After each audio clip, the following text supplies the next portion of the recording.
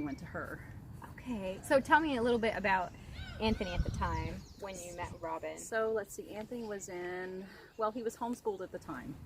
So I had been homeschooling him for a couple of years, and I can't really say that was going very well because he wasn't really that interested. He's very bright. He went to kindergarten. I homeschooled him for first grade. I sent him back to second grade. It was a nightmare.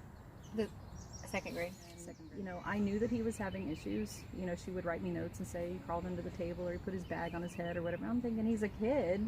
You know, he's 5. So he crawled under the table. Right. That's normal for most kindergartners. And then the other thing that he would do was they would call me and say he left the room without permission today. Where did he go? Oh, he went to the bathroom. Did he go anywhere else? Not yet. I'm like, okay, so he left during the school year. I think he left the room like 3 times. Tired of waiting for someone to pay attention. Right. But all of this started in kindergarten because they sent me a note home from school and said he failed his hearing test.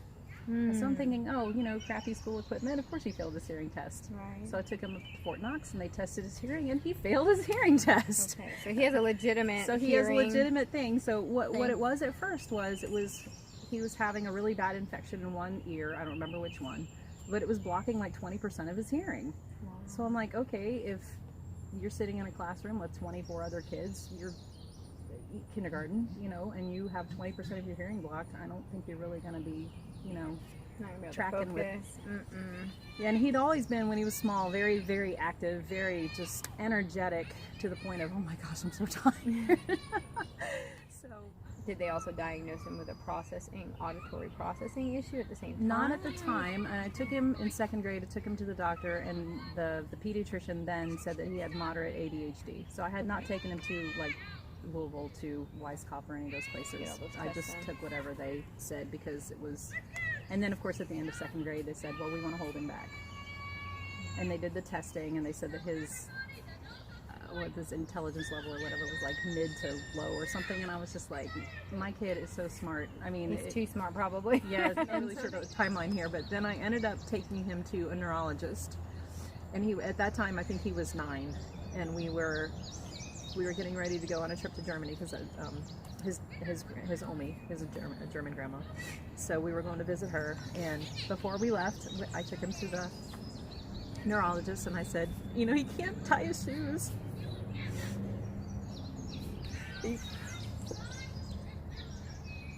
It just looked like his hands were falling apart. It was horrible. I mean, it's just this little kid, and he just struggled so much. So she said, let's send him to occupational therapy. And so we went to Germany, we came back, and I got him into Helmwood. So he went to Robin, and Robin she was telling me that one of the therapies that she did was with the music, you know, with the headphones and all this, and I've always thought that music therapy was a fabulous thing, because I know just in my own life, just switching on a certain song will, how that alters my mood. Yeah, exactly. So I said, yeah, let's do this. And she said, okay. So I took him. So he saw Robin for about 6 or 7 months. Okay. And how'd that go? It was great. It was great. He loved going there. He referred to, I remember pulling in the parking lot one day, and he looked over at the building and he went, sanctuary. That was. And how old was he when he said that? He was 12, 13, 12. Wow. Yeah, sanctuary. That was right before 6th grade. Sanctuary. I've only heard him say that about one other place, and that's a bedroom in my parents' house in Ohio. Sanctuary. He felt safe there. And at Dovetail. Yeah. That's amazing. It was great. And I loved hearing that. And we pull up there and he's, so we did the music. She had the spinny boards where she put them on board. And, right. And then we put the music on and spin. So we took the board home, we would do it in the kitchen, spin, play the music. And then he would go up and listen to his music. So he practiced every day? Is that what he did every day. He did everything. I told Robin earlier, I said, I think he did every single thing you told him to do. He followed all the directives, and we went back regularly, and you know, once, I don't remember if he did once a week or something. Okay. And he did great, and everybody loved Robin, and then he met Robin's son, because they're close in age, and so they therapied together one day.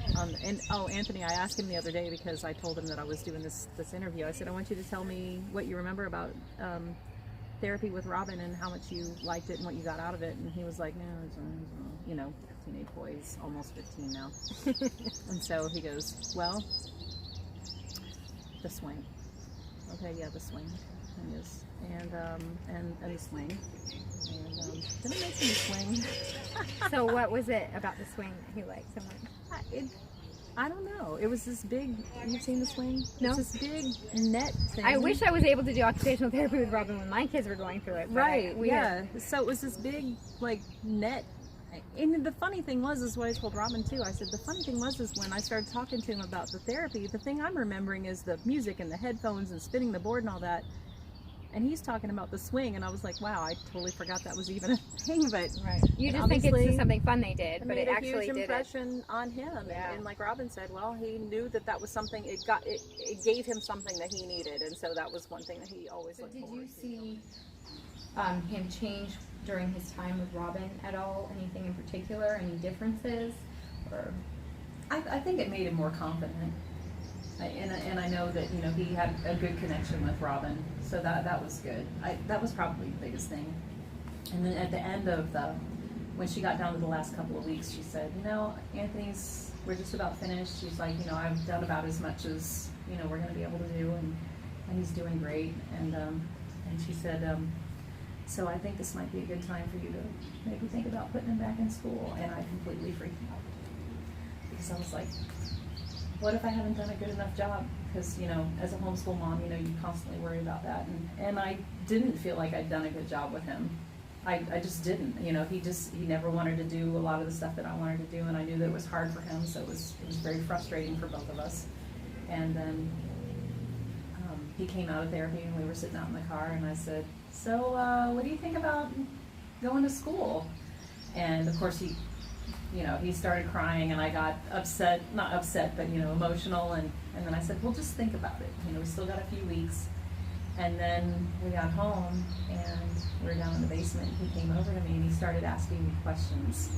Well, if I go to school, I don't remember what, but it was that leading, if I go to school, if I do this, what's gonna, and that's when I knew I had him.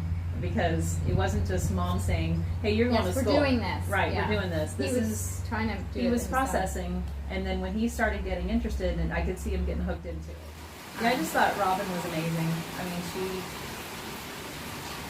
when she told me about the music thing, I was just like, oh, this is, to me, that was just, that's where it is. I mean, I was really happy to know that there was somebody out there doing that. 'Cause I knew about music therapy, but I didn't know about like the headphone thing with the little, power, with the little chips that you put in and all the, the different.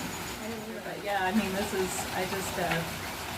am really grateful that Robin took him on, and I know that he really enjoyed it, and he had told me before that he missed therapy.